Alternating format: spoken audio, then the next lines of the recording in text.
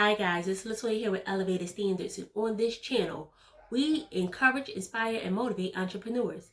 Today, we're going to talk about the Department of Treasury. We're going to talk about U.S. businesses. We're going to talk about the tariffs and the beneficial ownership information reporting. Let's talk about it. The first things first is the Department of Treasury. The Department of Treasury, they monitor and manage many things. One of which is that beneficial ownership information report that we were supposed to file back in January 1st, 2025, if you remember correctly. But the beneficial ownership information report was a compliance roller coaster. We went up and down. Were we to report? Were we not to report? It was crazy. So January 1st, 2025 was the due date, and it got pushed back to February. And then in March 25th, we were required to report. But on March 26th, the Department of Treasury decided, oh, never mind, you don't have to report if you are a U.S. domestic business. But if you are a foreign business doing business within the U.S., you still have to report. And that deadline has been pushed back to April 25th, 2025. So the whole point of the Beneficial Ownership Information Report was to help eliminate illicit activities such as money laundering. And guess what else the Department of Treasury is in charge of? They're in charge of collecting the money for these tariffs. So on April 2nd, 2025, the U.S. president has decided to impose a 10% reciprocal tax to all goods coming within the country.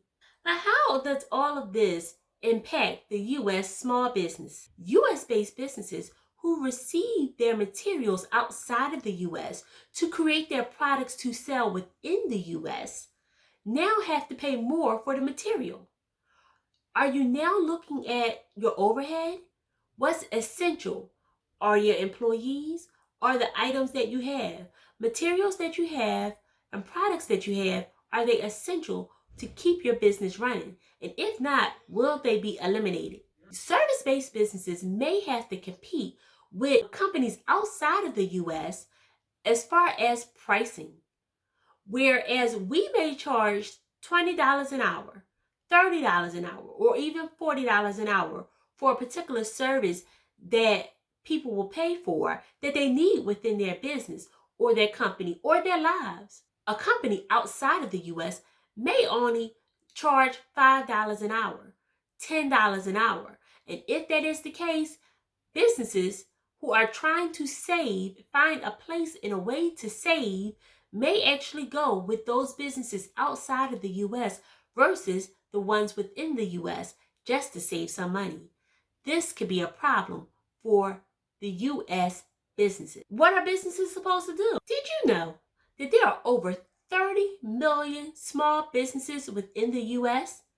and 5.5 million of those businesses were created in 2023? Unfortunately, almost 50% of all businesses created within a 5-year time frame do not succeed. Why? Why is it that businesses don't succeed? Is it because they don't have the processes in place for them to succeed, or are they not managing their books? Both can be true. Let's talk about ways that you can keep your business afloat by using best bookkeeping practices. Know your numbers beyond revenue. Know what your profitability is. What are your expenses? What is your revenue? Does your revenue outweigh your expenses?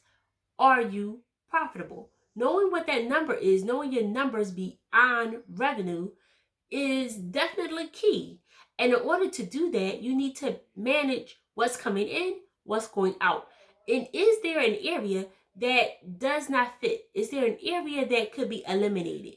Is there an area in your finances that can be reduced? Or can you use your money in a better way? A bookkeeper can help you to identify your financial health. Another tip is separating your personal and your business financial records. Two different accounts. You need a bank account for your business and you need a bank account for your personal. Or at least, at the very least, keep the money separate, because commingling the two can cause chaos throughout your business. How often are you managing your cash flow? Do you know about those late payments? Not only late payments on your credit cards and accounts that you may have, but also if you are a business that requires your client to pay a late fee or a service charge or something of the sort, are you keeping track of that? How much is coming in and how much is going out? Keep track of your cash flow. Are you using financial reports or financial records to make informed decisions, such as a profit and loss report, a balance sheet, or a cash flow statement? Are you utilizing these documents and similar documents to help make informed decisions? Managing your books can be time consuming. So outsourcing this service to a bookkeeper can definitely save you time and help you to focus on what really matters, which is growing your business, right? Visit Elevated Standards at elevatedstandardspa.com to help you run and grow your business. Guys, I hope you enjoyed this video.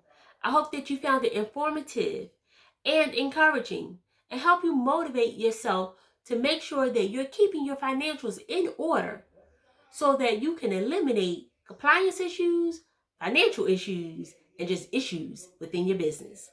Guys, have an amazing rest of your day. Until next time, bye now.